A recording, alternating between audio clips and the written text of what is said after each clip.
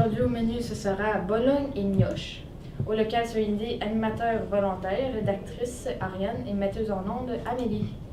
Le conseil désire aviser les 11e années nos grands gagnants des points plumes pour le premier semestre, que leur pizza aura lieu ce vendredi.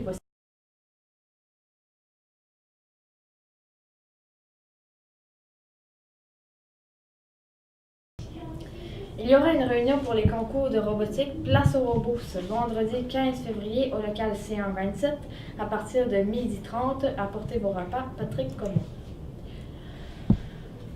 La dictée française. Encore une fois cette année, le club Richelieu de la péninsule acadienne présente le concours de la dictée française à l'occasion de la 30e semaine provinciale de la fierté française. Le concours s'adresse uniquement aux élèves de 12e année. Si tu as la force en orthographe et en syntaxe, viens tenter ta chance dans le concours de présentation qui aura lieu ce vendredi 15 février au C229 à 13h. Les 2 élèves ayant les meilleurs résultats seront choisis pour aller à Tracadie pour leur grande dictée richelieuse le 22 février prochain. Pour plus de renseignements, voir Madame Micheline.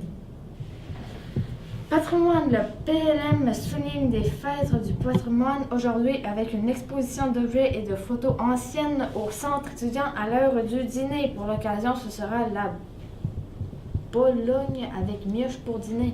Voici une vidéo de Monsieur Carlin Le Breton qui explique le circuit patrimonial La Caraquette.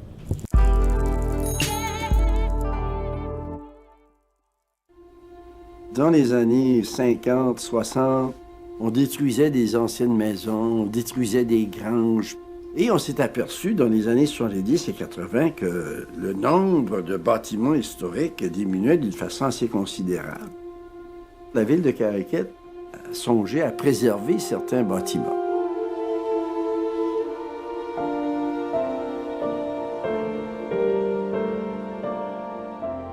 La municipalité en a fait un inventaire, au-delà de 100 bâtiments.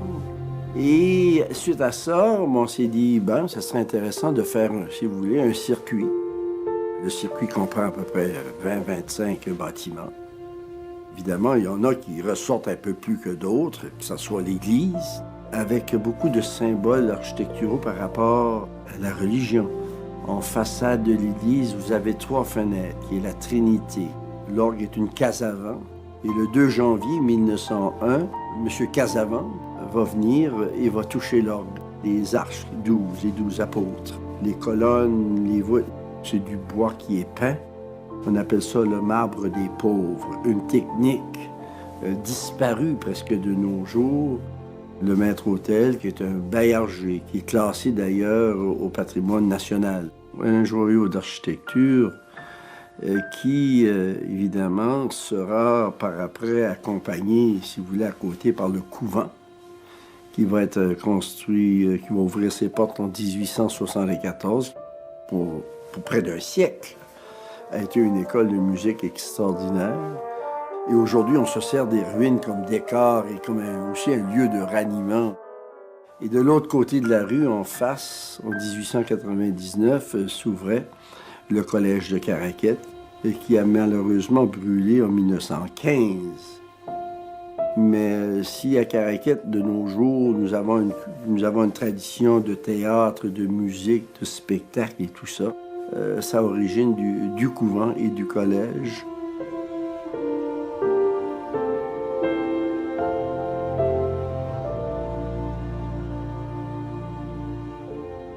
Et après ça, ben, on tombe évidemment dans les maisons, mais qu'est-ce qui est intéressant, c'est l'hôtel Paulin. L'hôtel Paulin, qui est le plus ancien hôtel de Caraquette, qui s'inscrit dans l'histoire des chemins de fer, parce qu'avec l'arrivée du chemin de fer en 1887, c'est la possibilité qui va nous arriver par les rails. On parle de visiteurs, on ne parle pas encore de touristes à l'époque, mais de visiteurs. Et les hôtels sont toujours construits près des gares. Et ça qui est intéressant, c'est qu'en plus d'avoir conservé son cachet original, elle est depuis un siècle la propriété de la famille Paulin. Et elle est toujours utilisée comme un hôtel.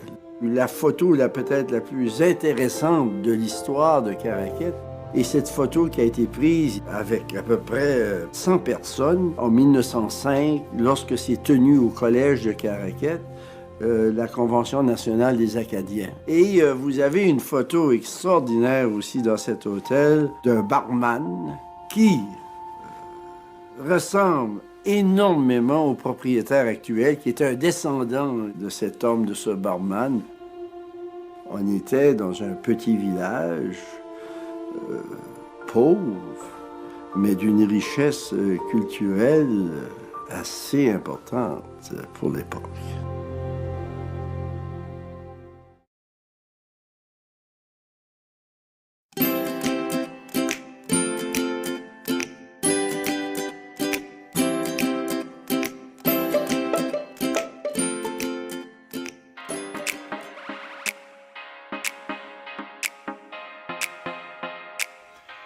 Bonjour, chers élèves de la PLM. C'est André du CNFS Volley Université de Moncton. Des gros mots tout simplement pour dire que c'est moi qui s'occupe ou qui représente les programmes de l'Université de Moncton en santé. Je vais t'inviter à une journée assez spéciale. C'est la première fois qu'on le fait. Vous allez être les premiers à le faire. C'est que je vais t'inviter à faire une visite en sciences infirmières au site de Bathurst.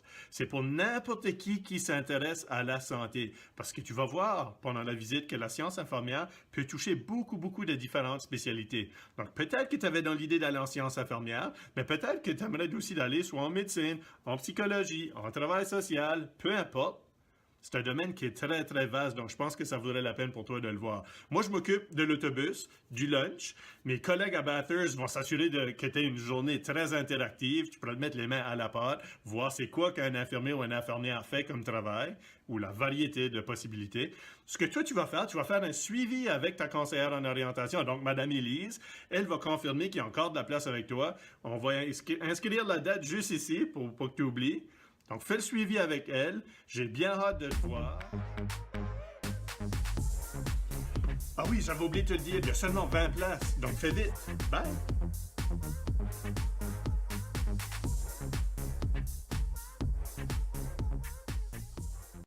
Bye!